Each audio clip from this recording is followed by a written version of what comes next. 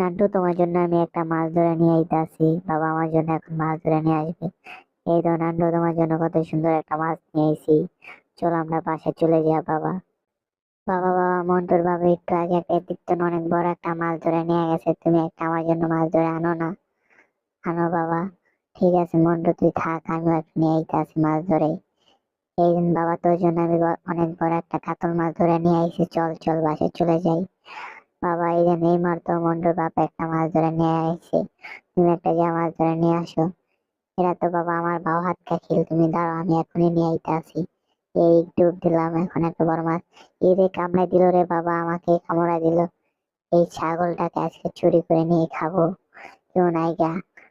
এ মন্টু, তুই আইতাছিস কি? আরে মন্টু কইতাছে ছেড়ে দে শিয়াল। এই দিছে গুলি করে। ছাগলটাকে এখন আমি নিয়ে ওর মার কাছে নিয়ে দিয়ে আসি। ওর মা অনেক